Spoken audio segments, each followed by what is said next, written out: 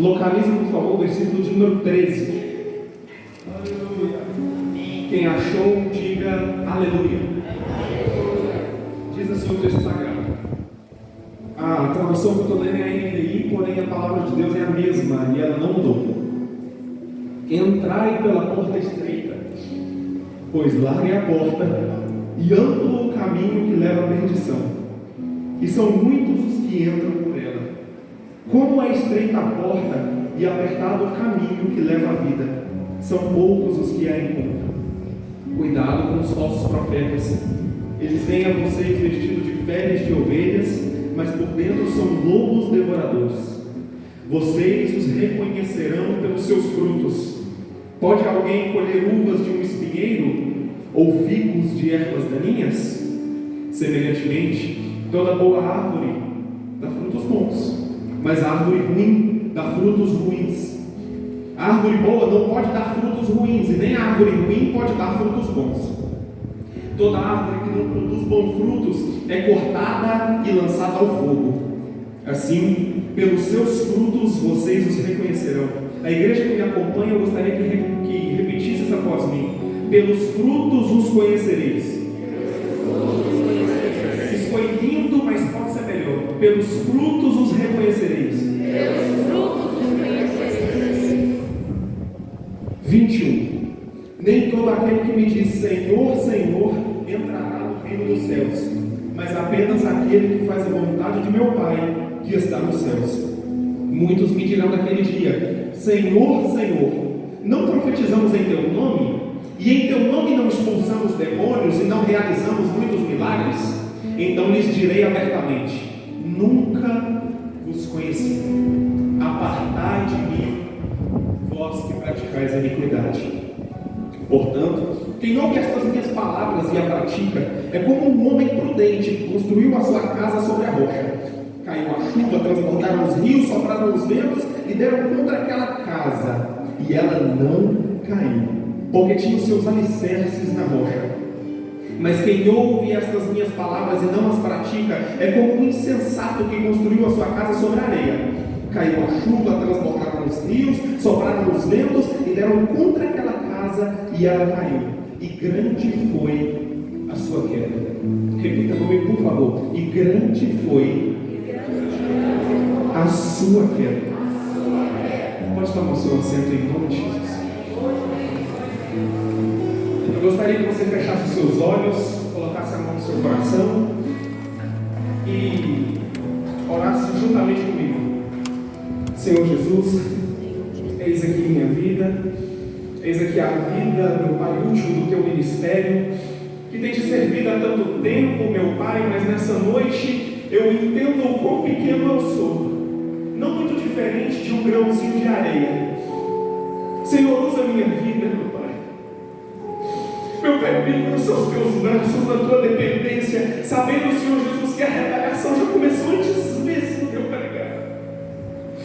Pois, Pai, me dá coragem, me dá sabedoria, enche-me do teu poder. E, meu Pai, eu te peço em nome de Jesus, abra os olhos da tua igreja, abra o coração da tua igreja para que eles possam perceber e viver a tua palavra a partir de hoje, meu Pai. Senhor, pode esses ossos secos voltar a viver. Tu sabes, Senhor, tu sabes.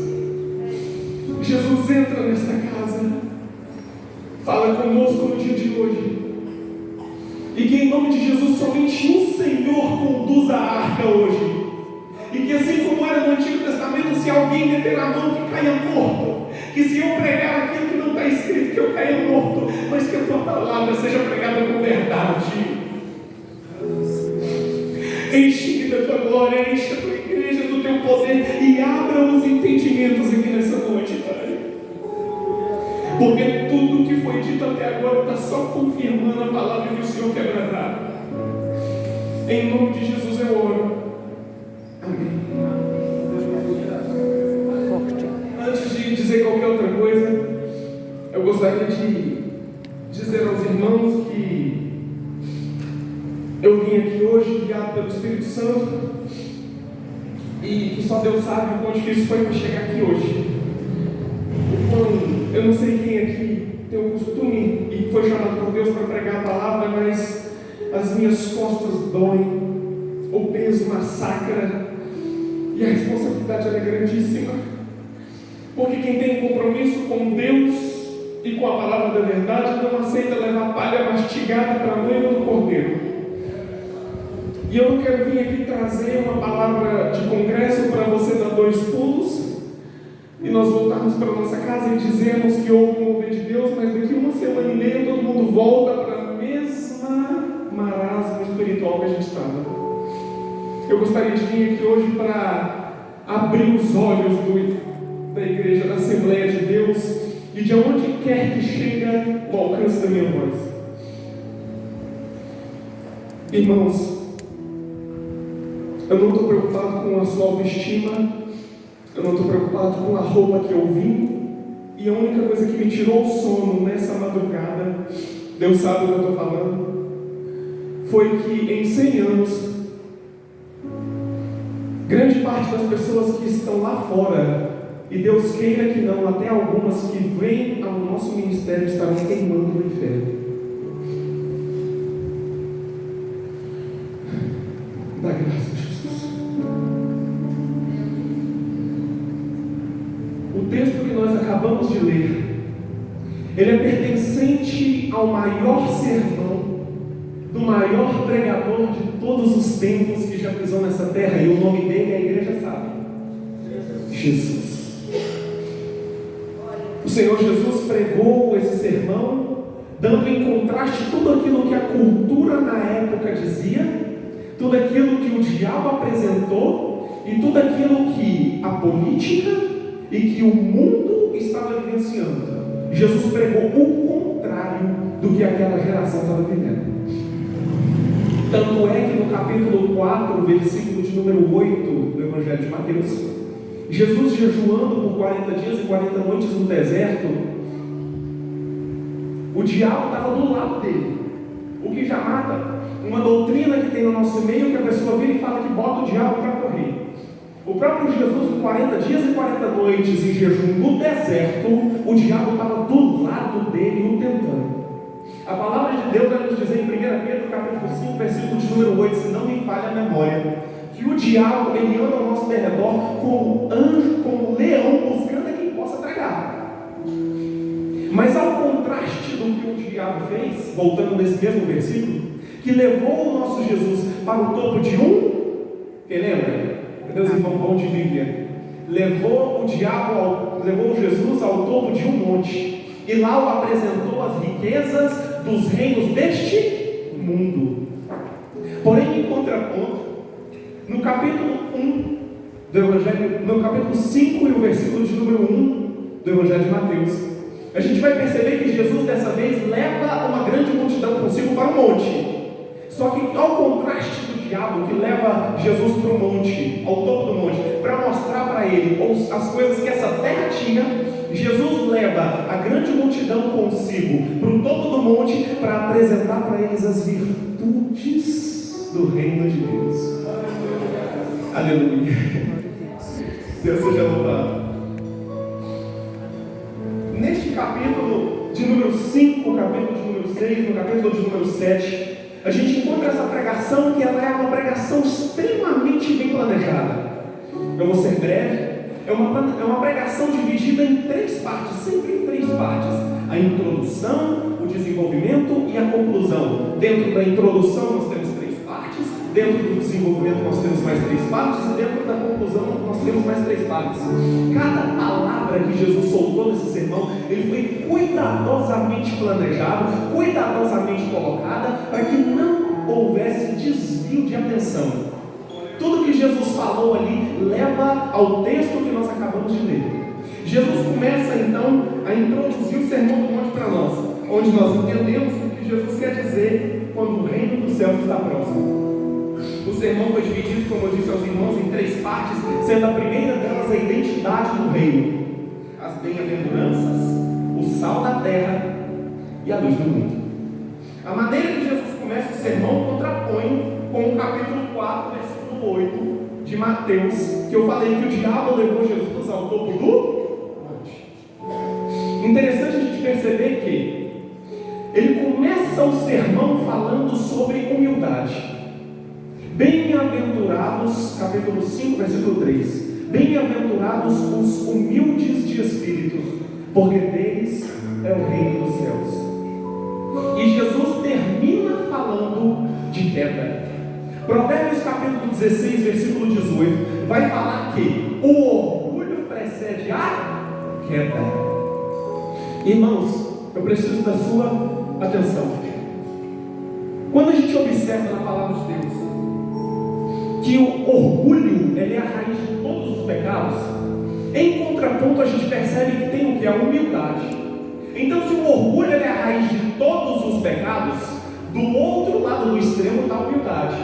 Então a humildade ela é a raiz de todas as virtudes, e é por isso que Jesus começa o sermão falando justamente sobre ela. A segunda parte do sermão começa a partir do versículo 17, onde Jesus vai falar assim para nós, sobre o desenvolvimento do sermão, que é uma justiça maior, uma justiça que vem do céu. Essa justiça, que segundo Jesus significa viver um relacionamento correto com Deus e com os outros. Jesus encerra esse bloco de ensinamentos dizendo em Mateus capítulo 7, versículo 12, dizendo: assim, em tudo vocês façam aos outros o que você gostaria que fizessem a vocês mesmos. O que completa, ele começou dizendo na pregação desse mesmo bloco, falando que ele veio para cumprir a lei. Ele não veio para abolir, ele veio para cumprir a lei. E então chegamos ao texto que acabamos de ler. Haja vista que é a conclusão da pregação de Jesus. Ele nos chama para viver uma vida onde Ele é o centro de todas as nossas decisões. Ele nos chama a viver uma vida íntegra diante dele, não somente aqui dentro dessas quatro paredes, mas também fora delas, especialmente fora delas.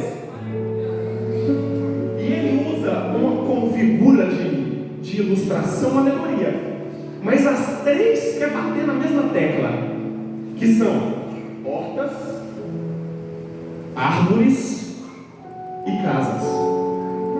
Hortas, árvores e casas. E eu estou profundamente preocupado com a igreja brasileira, profundamente preocupado conosco, comigo e com você que me ouve. Pois quando eu leio estas santas palavras e olho para o cristianismo brasileiro, eu percebo que ele é mais baseado numa cultura sem Deus do que na Bíblia. Eu percebo que o cristianismo que nós estamos vivendo não é de hoje, vem de uns 50 anos para cá, antes mesmo de eu nascer. Já vem baseado não mais só na Bíblia. A Bíblia deixou de ser uma verdade absoluta e passou a dar nos ouvidos as coisas que vêm do mundo, como o irmão de Deus bem falou. Estamos dando ouvido às vozes exteriores e à voz de dentro, que o próprio Deus escreveu, nós estamos calando nela. E tantas pessoas, tantos adultos, tantos jovens, tanto crianças, tanto pessoas, velhos na fé, são enganados. Por quê?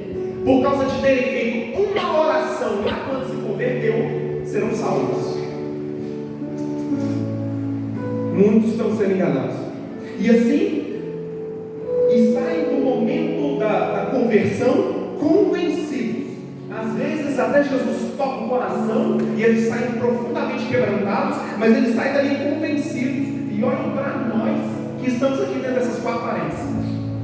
E eles olham para nós e eu fico triste em falar isso, e ver pessoas às vezes tão mundanas quanto o mundo.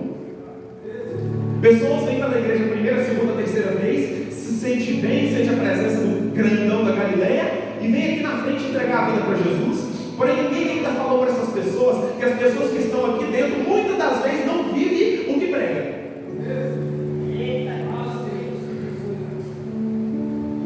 Que canta o que não vive. Que só lê a Bíblia quando tem oportunidade. Que só abre a palavra de Deus quando vem para a igreja e o pastor fala: abram suas Bíblias no capítulo tal. Pessoas que, abre aspas, decidiram seguir a Cristo somos nós, quando na verdade não escolhemos sequer largar as coisas do mundo para trás. Eu uso roupas sensuais, diz uma. Eu falo como o mundo, diz o outro. Eu ando como o mundo, diz mais um. eu amo a música do mundo, eu amo o prazer que o mundo me dá, eu amo os confortos que ele me traz, e como eu amo as coisas do mundo. Mas graças a Deus eu sou cristão, diz o novo convertido. Graças a Deus eu sou cristão. Por quê? Porque quando eu olho para as pessoas que estão aqui dentro, não estou apontando dedo para ninguém. Mas quando o novo convertido pensa, quando eu olho para as pessoas que eu estou vendo aqui dentro, eu não estou vendo diferença entre mim, que acabei de converter, e entre a pessoa que está aqui há 19 anos. Então por que eu sou cristão? Porque eu ouvi uma vez em minha vida que eu vim aqui, levantei a mão, fiquei de pé aqui na frente e fiz uma oração. Pedi para Jesus entrar em minha vida, então por causa disso eu sou salvo. E essa igreja que houve, arrisco dizer que é a maior heresia que nós temos na nossa igreja. De pessoas acreditar firmemente que por causa de fazer uma oração, já estão salvos para sempre, não precisa fazer mais nada. Isso tudo por causa de quê, meus irmãos? Talvez por causa do evangelista que passou mais tempo pregando em vez de ler a própria Bíblia. Vocês nunca vão encontrar isso nas Escrituras. Nunca vão encontrar isso na Bíblia. Isso é mentira. É mentira, mentira, mentira. O que eu preciso que vocês saibam e entendam é que a salvação ela é pela fé. E pela fé unicamente, exclusivamente em Jesus. A fé somente em Jesus e perseguida também por arrependimento. Porque não adianta só dizer que crê, porque se você sair lá fora, vamos supor que eu mande vocês, ou eu peço por favor, entenda como quiser, ir lá fora agora e cada um bater uma casa. Vamos jogar um número aí que 80% das pessoas de Patos, talvez do país, se dizem cristãs. Não estou falando de crentes, se dizem cristãs. Dessas 80%, 65% não vem para a igreja. E as que vêm não estão preocupadas com santidade, não estão preocupadas com jejuar, não estão preocupadas com dar testemunho lá fora. Entra aqui, a gente desconhece a pessoa e sai lá fora, a gente fica horrorizado. A salvação ela vem pela fé, e a fé ela vem pelo arrependimento, pelo ouvir a palavra de Deus, mas pelo arrependimento, e depois seguida por mais arrependimento. E que arrependimento é esse? O arrependimento que causa o abandono do pecado, um ódio pelas coisas que Deus odeia, um amor pelas coisas que Deus ama, um crescimento em santidade e um desejo, meus irmãos. Um desejo não de ser, sei lá, como os influencers, como as grandes celebridades do mundo lá fora, mas de ser como Jesus Cristo.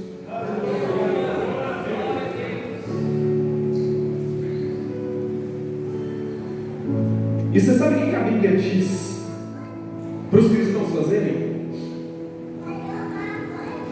Examine-se a si mesmo. Examine-se a si mesmo.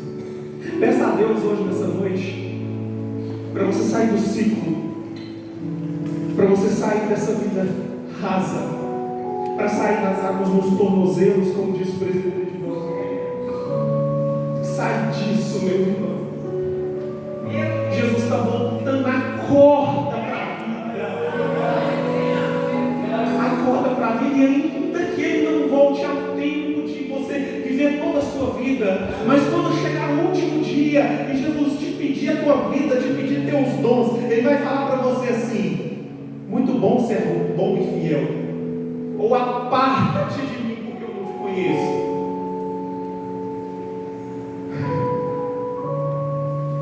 Quanto aos cristãos que nós ora falamos agora, desses 80% do Brasil que se dizem ser cristãos, por que eles são salvos? Se eles não estão sequer preocupados se o Evangelho vai ser ou está sendo pregado em outras nações. Porque eu conheço o evangelista, que, como disse, passou às vezes mais tempo pregando do que lendo a própria Bíblia. E as pessoas, por ignorância, por falta de sede da palavra, não procuram a fundo o que estão vivendo. Às vezes Jesus para nós é um acessório. Jesus para nós é um acessório que a gente vem aqui na quarta e no domingo para preencher nossa rotina. Mas quantas vezes você não ouve alguém falando sobre isso que eu estou dizendo agora? Quantas vezes você não vem na igreja e não sai pensativo pela maneira que você está vivendo? Irmão, veja a sua vida. Irmão, veja a maneira que você está vivendo.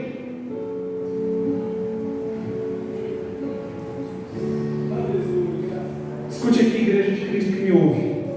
Eu amo vocês.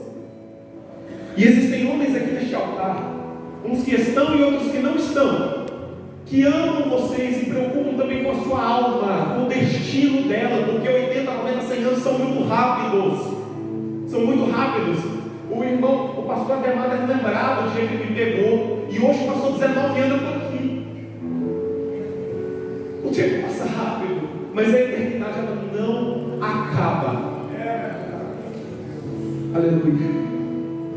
A Bíblia diz, meus irmãos, que todos pecaram e destituídos estão da glória de Deus. Mas nós passamos a maior parte do tempo das nossas vidas sem sequer pensar ou entender o que isso realmente significa. Quando a gente fala assim, ó, todos pecaram e destituídos estão da glória de Deus, a gente não para refletir. O porquê? Porque a questão não é você já pecou. A questão é, você não sabe fazer mais nada além de pecar. Eu não sei fazer mais nada além de pecar. E a única coisa que nós merecemos é a ira de Deus. Isaías capítulo 64, versículo 6 vai dizer para nós que até as nossas melhores obras são como trapos de imundícia perante Deus. As nossas melhores obras. Então o que nos aguardava? Era a ira de Deus, era a raiva de Deus, e merecidamente. Tem um pregador, que eu não vou saber lembrar qual o nome, que dizia assim, que se Deus mandasse-nos para o inferno, ele em especial, ele ia convicto de que merecia aquilo, porque isso é graça, é o favor que nós não merecemos. É a graça de que o nosso Jesus morreu no madeiro e levou, não só por causa disso que você é salvo, mas porque quando ele estava pendurado naquela cruz, ele levou sobre si os seus pecados, os meus pecados, os que nós já tínhamos cometidos, os que já haviam sido cometidos, os que estavam sendo cometidos e os que iam ser cometidos. E por causa disso, nós devemos a nossa vida a Ele, nós devemos a nossa alma a Ele, e o mínimo que eu e você pode fazer é devolver a glória para Ele. O Deus de trilhões de estrelas, que sabe o teu nome, te colocou de pé, te fez um corpo perfeito. Para pensar, meu irmão, a gente não pensa nas coisas só grandes, não. Pensa nas coisas pequenas que Deus está fazendo com você agora, do como os DNAs do seu corpo, os átomos do seu corpo estão funcionando perfeitamente, para que o DNA das suas células complete um organismo maior e você funcione. Você está perfeito, ouvindo e entendendo, porque Deus está abrindo o seu entendimento aqui nessa noite. Deus está fazendo tudo isso e a gente não observa. Nós não percebemos o agir de Deus na nossa vida.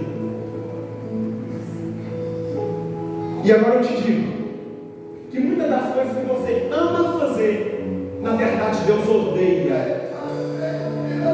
Muitas das coisas que você faz diariamente, Deus abomina. E nós vamos para um culto de jovens como este, que tem tudo para ser uma bênção. Mas antes de nós irmos, nós abrimos o telefone e vemos coisas que Deus abomina. Antes de nós irmos, nós abrimos a nossa rede social, nós abrimos o Google, e cada um aqui sabe o que viu para chegar aqui hoje. Cada um sabe o que fez para chegar aqui hoje. A questão é, precisa ser um culto especial para a presença de Deus agir? A questão é, precisa ser um culto, um evento, uma ocasião específica para Deus operar? Precisa ter um dia claramente dito para Deus agir? Ah, mas por que Deus vai me batizar só no retiro? Meus irmãos, se haver batismo com o Espírito Santo em algum retiro, em algum congresso, fique sabendo que o batismo não aconteceu por causa da oração do dia do batismo. É porque alguém já vem clamando há tempos. É porque alguém já vem chorando há anos. E quis Deus que naquela ocasião Ele quis te presentear. O que nós precisamos entender é que nós não somos salvos, irmãos. Nós não podemos aceitar viver uma vida que a gente veio aqui, aceitou Jesus como nosso único e suficiente Salvador, e saímos para nossas casas vazios, sem conteúdo. Se alguém nos perguntar o que foi pregado, ninguém sabe. Fala assim, ó, a pregação foi mistério, com vergonha de dizer que não sabe o que foi pregado. Muitos vêm para o culto por agenda, porque eu vou tocar. Se eu não tocar, eu não vou. Porque eu vou louvar. Se eu não louvar, eu não vou. Porque eu vou pregar. Se eu não pregar, eu não vou.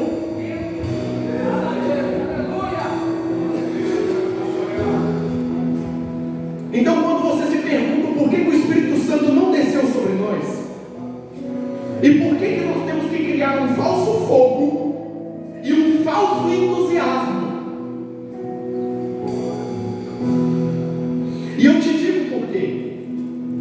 Porque Deus às vezes não está presente. Porque Deus, Ele é um Deus santo.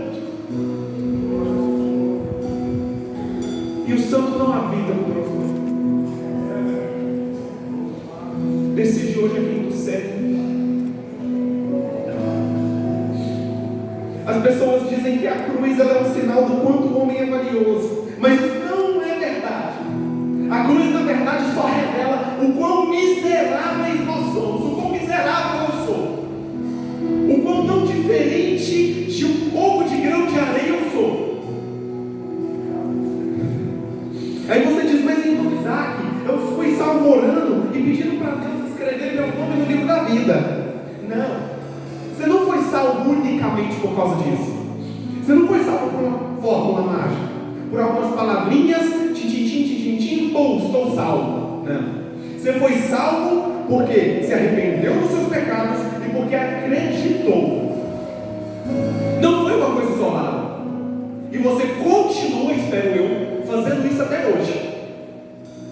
A conversão, meus irmãos, não é como uma vacina. Você toma e está sarado. A conversão é um processo contínuo de arrependimento. Até hoje eu preciso me converter. Eu preciso, Senhor, purifica os meus passos. Senhor, purifica minha boca, purifica meu olhar. Senhor Jesus, pega nas minhas mãos, porque sem ti eu caio. Me ajuda, me coloca de pé, Senhor. A questão não é, eu me arrependi e criei. A questão é, você continua se arrependendo? Você continua se arrependendo dos seus pecados? Você continua acreditando? Porque melhor seria para você, essa igreja é uma igreja muito sábia, eu louvo a Deus por isso. É uma igreja rica teologicamente falando. É uma igreja que sabe e que está analisando muito bem cada palavra que eu estou falando aqui, porque sabe que em nome de Jesus que eu estou pregando é verdade. Mas melhor seria para você que você não soubesse explicar os seus pecados para Deus e gemesse por eles, do que saber explicar os seus pecados teologicamente falando e não ter fruto de arrependimento. Porque a Bíblia nos fala que aquele que começou a boa obra, ele é fiel para terminar. Aleluia. Pastores, pregadores e ministros de Deus que me ouvem, nós esquecemos que o ensinamento mais importante do Evangelho diz que não só a porta é estreita, mas o caminho também é. Não só a porta é estreita, mas o caminho também é. Eu digo isso porque o que fazemos é conduzir uma pessoa a Cristo, trazer uma pessoa para este lugar, e ela vem aqui na frente, nós a convencemos a trazer ela para aqui uma oração. E quando a pessoa sai da oração, beleza, nunca mais a gente chama, nunca mais a pessoa vem, porque agora ela está convencida que por causa daquela única oração, ela está salva por toda a eternidade. E vocês sabem, no tanto que de jovens que estão aqui nesse momento, e dos que não estão, que estão praticando imoralidade, estão aqui nesse culto. De jovens que estão aqui nesse culto, adorando a Deus como se nada tivesse acontecido, e nem sequer uma lágrima, uma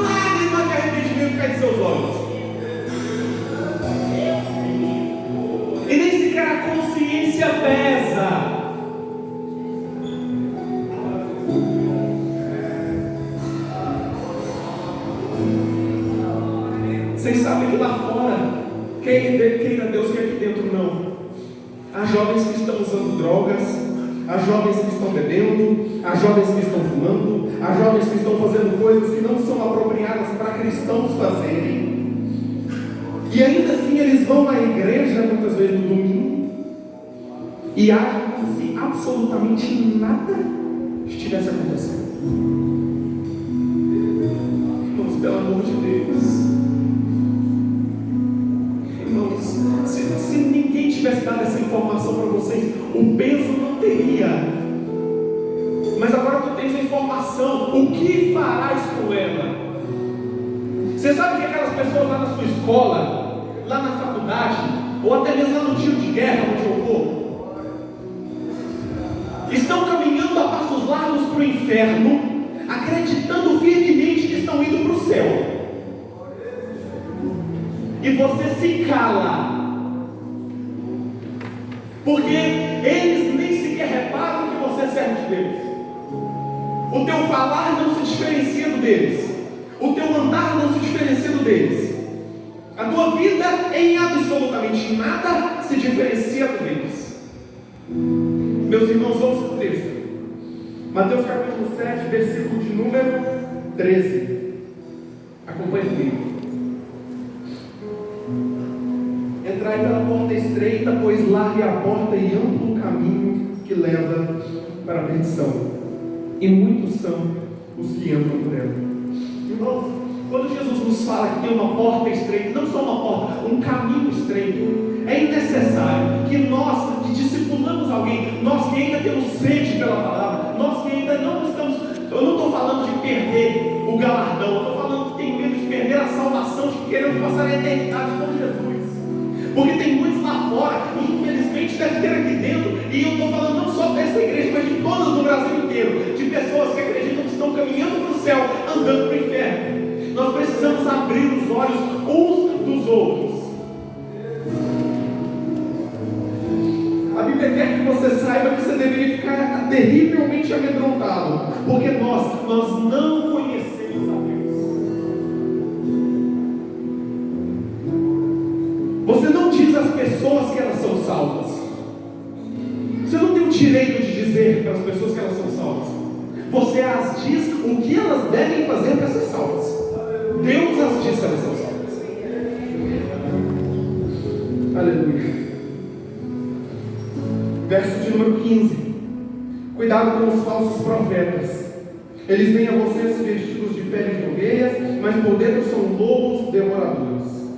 Pelos seus frutos os conhecereis. Diga comigo, por favor, pelos seus frutos os conhecereis. Irmãos, uma coisa que você precisa entender é que a pessoa que mais te ama é aquela que mais vai te falar a verdade. A pessoa que mais te ama é aquela que vira no fundo do seu olho e fala: irmão, você está errado. Irmão, aquela pessoa que mais te ama é aquela mãe que vira para você quando você está caminhando e você sabe que está desviando, e olha no fundo do seu olho e fala: meu filho, você não é assim.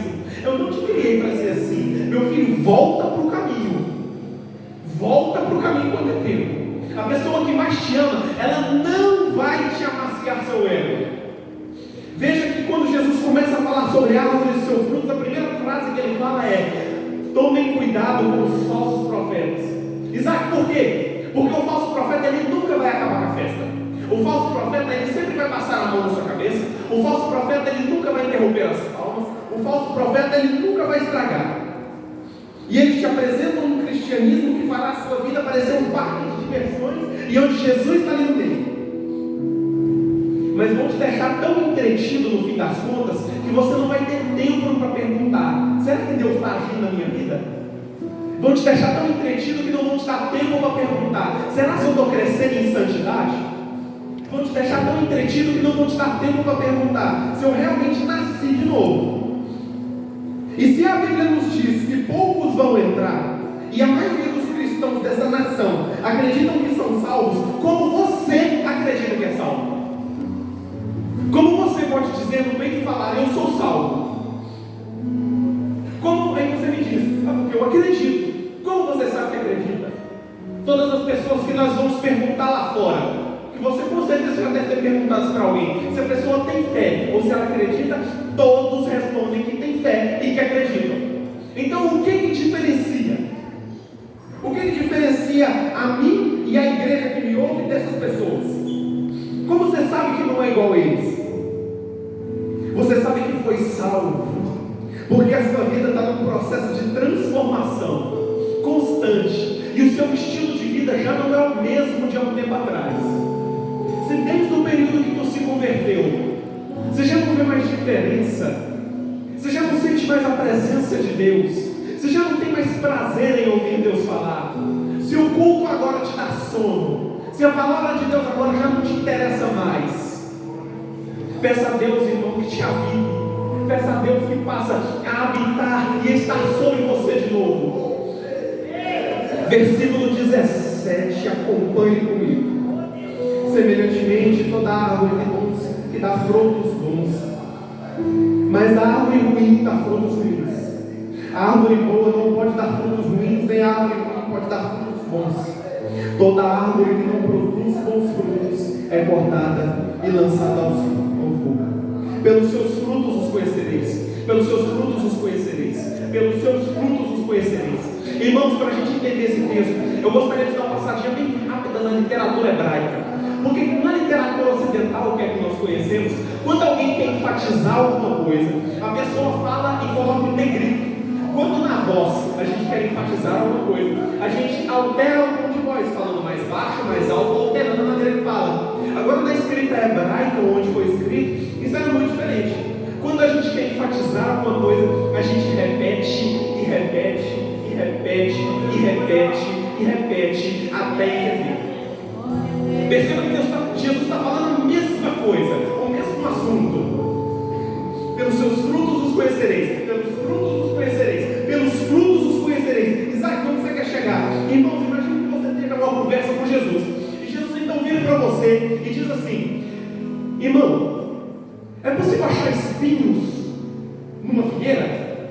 E você responde ao mestre dizendo assim: olha, Jesus, o senhor não é agricultor, o senhor não é produtor rural, o senhor não é fazendeiro, o senhor é carpinteiro, mas não precisa ser algo disso que eu falei para saber que não tem espinhos numa figueira. E ainda que a pessoa virasse para mim e falasse que tem espinhos numa figueira, eu bateria o martelo com toda certeza dizendo que não tem. Então ou ela é doida, ou ela é mentirosa. Ou ela é mentirosa, ou ela é doida. Então Jesus vira para você e fala assim: não, mas eu tenho certeza que eu vi espinhos numa figueira, ou eu vi um espinheiro cheio de figos. Aí você vai afirmar para Jesus: não, Jesus, eu tenho certeza que não, absoluta certeza que não. E qualquer pessoa que me diz, eu vou bater de novo, eu vou falar que essa pessoa é doida, ou que essa pessoa está mentindo. Deixa eu me levar essa ideia mais a fundo. Imagine que eu chegue aqui atrasado, mais ou menos nesse horário que está agora, e entre pela porta da entrada, diretamente venha correndo, suba nesse altar, sem cumprimentar nenhum irmão, sem sequer orar, sem dobrar meus joelhos, nesse horário, super atrasado, e já entra querendo pegar o microfone. Os irmãos aqui do altar, e não só os irmãos do altar, toda a igreja vai estar super zangada, super com raiva de mim, pensando assim: não, mas por que você atrasou? Você tem que dar uma satisfação do porquê que tu atrasou. E eu vai e respondo assim: não, é porque eu estava na rodovia, e quando eu estava lá na rodovia, o pneu do carro furou. E aí o pneu do carro furando, eu fui para trocar, levantei o macaco, e aí a calota da roda saiu, e foi para o meio da rua. E eu disperso com raiva, querendo chegar logo, sem me perceber, fui correndo para o meio da rua, só que tinha um caminhão carregado, de uns 30 metros de comprimento, e pesando aproximadamente uns 25 toneladas, a uns 10 metros de mim.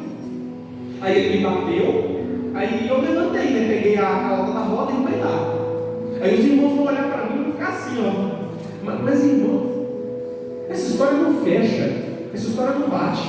Isaac, por quê? Porque é impossível ter um encontro com algo tão grande e permanecer o mesmo. É impossível ter um encontro com um caminhão e permanecer o mesmo. E agora, a igreja que me ouve, eu te devolvo a pergunta. Agora que você entendeu o que eu quero dizer: quem é maior, o caminhão ou Deus? Deus. que afirmam ter um encontro com Deus, mas uma semana e meia depois já não estão mais lá.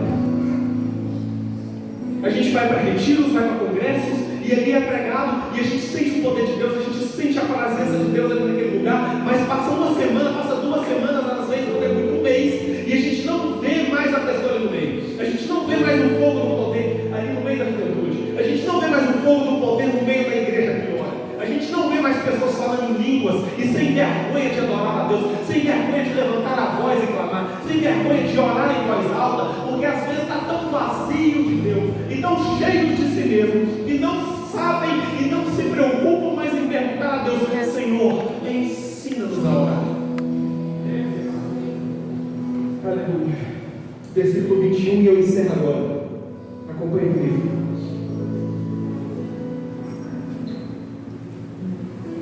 Nem todo aquele que me diz Senhor, Senhor estará no reino dos céus, mas apenas aquele que faz a vontade do meu Pai que está nos céus. Irmãos, depois de tudo que eu acabei de pregar aqui nessa noite, se seus olhos não foram abertos, nem que seja por uma frase, eu fiz o que pude.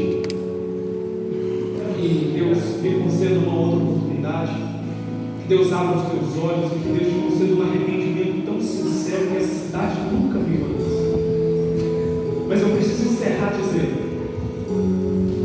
que a nossa confissão de fé sozinha, disse o próprio Jesus, não vale nada, porque muitos chegarão naquele dia e dirão: Senhor, Senhor, em teu nome fizemos muitas maravilhas, nós te chamamos de Senhor, mas nem todo que me diz Senhor, Senhor entrará no reino dos céus.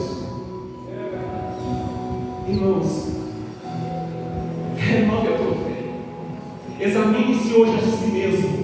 Juventude que me ouve, não aceita viver igual as pessoas lá fora. Por favor, esse não é um pedido meu, é um pedido do próprio Jesus.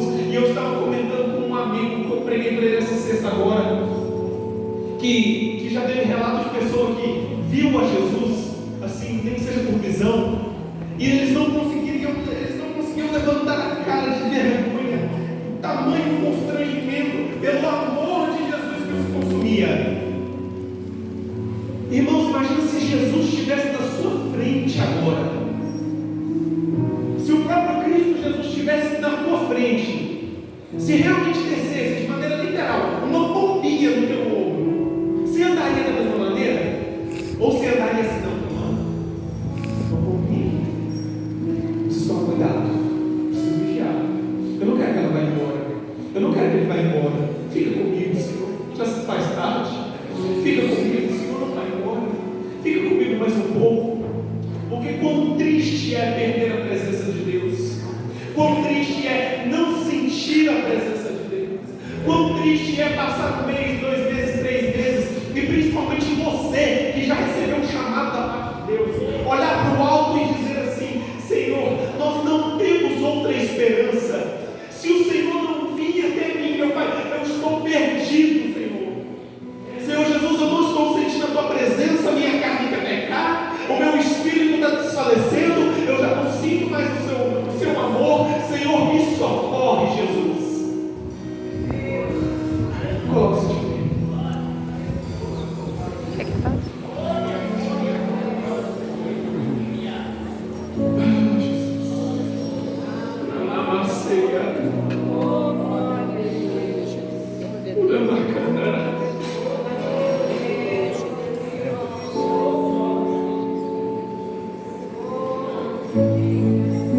Irmãos, eu sei que muitos do que estão me ouvindo agora voltaram para casa e continuaram vivendo a mesma vida que estão vivendo, mas eu tenho certeza que alcançou pelo menos uma pessoa nessa noite. Eu tenho certeza que pelo menos uma pessoa olhou para dentro de si nessa noite e falou: Senhor, eu preciso saber o que esse menino está falando, eu preciso rever a minha conduta, eu preciso rever o meu vocabulário, eu preciso rever a maneira que eu vivo. Senhor, abre os nossos olhos, Feche os teus olhos em nome de Jesus. Senhor Jesus, aqui está a tua igreja, aqui está a sua juventude, a juventude que me ouve. Se puder, vem aqui na frente. Senhor Jesus, entra, meu Pai, na tua casa. Entra, meu Pai, na nossa vida. Entra no nosso ministério. Transcende agora, Senhor Jesus, o nosso entendimento. E, meu Pai, nos enche, Senhor Jesus Cristo, da tua palavra, que ela é pura e que ela é fiel para cumprir tudo que nela está escrito. Senhor, coloca a verdade em nós.